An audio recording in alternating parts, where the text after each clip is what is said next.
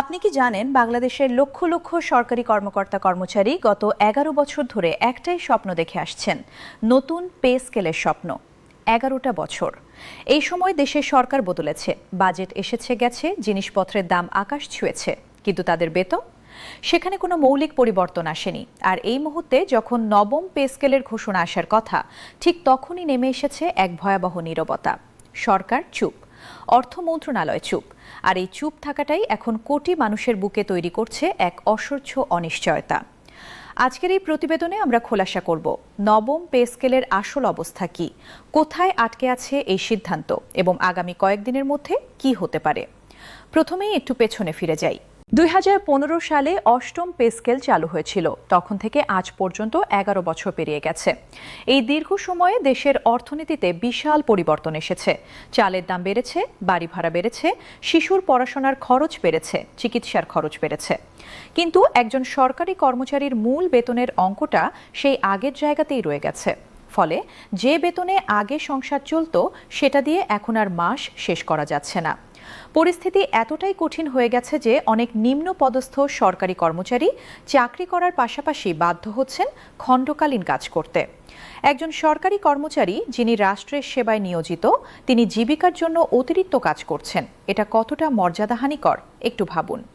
এই বাস্তবতার মধ্যেই মানুষের মনে আশার আলো জ্বেলেছিল নবম পে স্কেলের প্রতিশ্রুতি।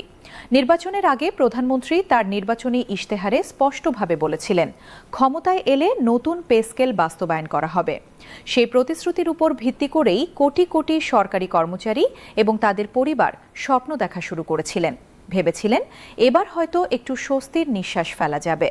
কিন্তু বাস্তবতা আজ সম্পূর্ণ ভিন্ন চিত্র তুলে ধরছে। মাত্র কয়েকদিন পরেই, অর্থাৎ ১১ই জুন, সংসদে উপস্থাপিত হবে ২০২৬ থেকে ২৭ অর্থ বছরের বাজেট। বাজেটের আকার প্রায় ৯,৩০,০০০ কোটি টাকা।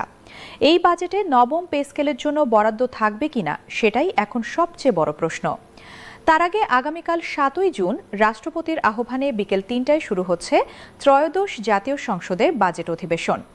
এই অধিবেশনের পরেই হয়তো কিছুটা স্পষ্ট হবে সরকারের অবস্থান। কিন্তু এখন পর্যন্ত কোনো মন্ত্রী কথা বলেননি, অর্থ সচিব কথা বলেননি, পে কমিশনের কোনো সদস্য সামনে আসেননি। সংবাদ মাধ্যমে যা আসছে তার সবই অনানুষ্ঠানিক সূত্রের তথ্য। এই নীরবতা নিয়ে বাংলাদেশ সরকারি কর্মকর্তা কর্মচারী কল্যাণ সমিতির আহ্বায়ক আব্দুল মালেক সাহেব বলেছেন, মনের ভেতরে একটা ভয় থেকেই যাচ্ছে যে সরকার তো কিছুই বলেনি। আনুষ্ঠানিকভাবে বিভিন্ন বিষয়ে প্রতি মুহূর্তে ব্রিফিং, বিবৃতি দেওয়া হলেও আসন্ন পে স্কেল নিয়ে আজ পর্যন্ত কোনো স্পষ্ট ঘোষণা আমরা পাইনি। তার এই কথাগুলো শুনলে বোঝা যায় শুধু সাধারণ কর্মচারীরা নন, তাদের প্রতিনিধিত্বকারী সংগঠনগুলোও এখন গভীর উদ্বেগে আছে। এখন আসুন সবচেয়ে গুরুত্বপূর্ণ প্রশ্নে। সরকারি সূত্র থেকে যে তথ্য বেরিয়ে আসছে তা অনুযায়ী নতুন পে স্কেল একবারে নয়, বরং ৩ ধাপে ৩ বছরে বাস্তবায়ন করার পরিকল্পনা রয়েছে। খসড়া পরিকল্পনা অনুযায়ী প্রথম ধাপে, অর্থাৎ আগামী ১ জুলাই ২০২৬ থেকে সরকারি কর্মচারীরা নতুন বেসিক বেতনের মাত্র ৫০% পাবেন। দ্বিতীয় ধাপে পরের অর্থ বছরে বাকি ৫০% যুক্ত হবে, এবং তৃতীয় ধাপে ২০২৮ থেকে ২৯ অর্থ বছরে নতুন পে স্কেলের আওতায় বিভিন্ন ভাতা ও অন্যান্য সুযোগ সুবিধা চালু করার পরিকল্পনা রয়েছে। এই পরিকল্পনা শুনেই কর্মচারী সংগঠনগুলো তীব্র আপত্তি তুলেছে। তারা বলছেন, ১১ বছর অপেক্ষা করার পর আবার ৩ বছরে ধাপে ধাপে, এটা কি সত্যিই ন্যায্য? তারা ঐতিহাসিক উদাহরণ টেনে বলছেন, অতীতে যখনই পে স্কেল কার্যকর হয়েছে তার আগে ২০% মহার্ঘ ভাতা দেওয়া হতো, এবং প্রথম ধাপেই ১০০% বেসিক বেতন কার্যকর করা হতো। দ্বিতীয় ধাপে অন্যান্য ভাতা চালু হতো। এবারও তারা সেই একই পদ্ধতি অনুসরণের দাবি জানাচ্ছেন।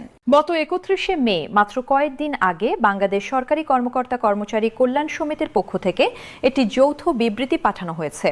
সেই বিবৃতিতে পরিষ্কারভাবে দাবি করা হয়েছে, প্রথম ধাপেই ১০০% মূল বেতন কার্যকর করতে হবে, আর যদি ধাপে ধাপে করতেই হয় তাহলে তার আগে অবশ্যই মহার্ঘ ভাতা দিতে হবে। তাদের যুক্তি একেবারে সোজা এবং মানবিক। গত ১১ বছরে বেতনে কোনো মৌলিক পরিবর্তন হয়নি, কিন্তু জীবনযাত্রার খরচ বেড়েছে বহুগুণ। নিত্য প্রয়োজনীয় পণ্যের দাম বেড়েছে। শুধু তাই নয়, অনেক কর্মচারী এখন দুটো কাজ করতে বাধ্য হচ্ছেন শুধু সংসার চালাতে। এই পরিস্থিতিতে আরও ৩ বছর অপেক্ষা করা কি সম্ভব? এটা শুধু একটা অর্থনৈতিক সমস্যা নয়, এটা মর্যাদার প্রশ্ন। রাষ্ট্রের সেবক হিসেবে যারা কাজ করছেন তারা কি ন্যূনতম মর্যাদা নিয়ে জীবনযাপনের অধিকার রাখেন না? এখন প্রশ্ন হচ্ছে, সরকার কি এই দাবি শুনবে? এই মুহূর্তে সবার চোখ 11 জুনের দিকে। সেদিন অর্থমন্ত্রী আমির খসরু মাহমুদ চৌধুরী যখন সংসদে বাজেট উপস্থাপন করবেন, তখনই স্পষ্ট হয়ে যাবে সরকারের প্রকৃত অবস্থান। সেই বাজেটে নবম পে স্কেলের জন্য কতটা বরাদ্দ থাকে সেটা দেখেই বোঝা যাবে কর্মচারীদের দীর্ঘদিনের স্বপ্ন পূরণ হতে চলেছে নাকি আরও বিলম্বিত হচ্ছে। কিন্তু এই অপেক্ষার মধ্যেও একটা সত্য কথা বলা দরকার, সরকারের উচিত ছিল আগেই স্বচ্ছ যোগাযোগ করা। লক্ষ লক্ষ কর্মচারী এবং তাদের পরিবার যখন প্রতিদিন ঘুম থেকে উঠে ভাবছেন আজ কি কোনো ঘোষণা আসবে, তখন সরকারের এই নীরবতা কোনোভাবেই গ্রহণযোগ্য নয়। প্রতিশ্রুতি দেওয়া হয়েছিল, সেই প্রতিশ্রুতির বিষয়ে মানুষ জানতে চাইছেন। এটা কি অযৌক্তিক? অর্থনৈতিক বাস্তবতার কথা বলা হচ্ছে, সেটা সত্যি। নতুন পে স্কেল একসাথে বাস্তবায়ন করা সত্যিই কঠিন, কিন্তু সেই সত্য কথাটা মানুষকে সরাসরি জানানো উচিত। কর্মচারীরা বোকা নন, তারা দেশের অর্থনীতি বোঝেন। সঠিক তথ্য দিলে তারা পরিস্থিতি মেনে নিতে পারেন, কিন্তু এই ধোঁয়াশা, এই অনিশ্চয়তা, এটা মনোবলকে ভেঙে দেয়। আগামী কয়েকদিনের মধ্যেই এই চিত্র পরিষ্কার হয়ে যাবে। 7 জুন শুরু হচ্ছে বাজেট অধিবেশন, 11 জুন আসছে বাজেট। এই দুটো তারিখ এখন কোটি মানুষের কাছে অত্যন্ত গুরুত্বপূর্ণ। এই তারিখগুলো হয় তাদের দীর্ঘ প্রতীক্ষার অবসান ঘটাবে, নয়তো নতুন করে হতাশার জন্ম দেবে। বাংলাদেশের সরকারি কর্মচারীরা এই দেশের মেরুদণ্ড।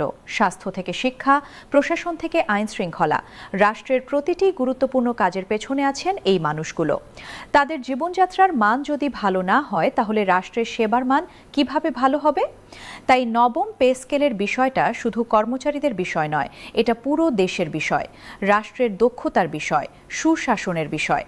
আমরা আশা করব 11 জুনের বাজেটে সরকার এই লক্ষ লক্ষ মানুষের প্রত্যাশার প্রতি সম্মান জানাবে, তাদের 11 বছরের ধৈর্যের যথাযোগ্য স্বীকৃতি দেবে। কর্মচারীরা অপেক্ষা করছেন, পুরো দেশ অপেক্ষা করছেন।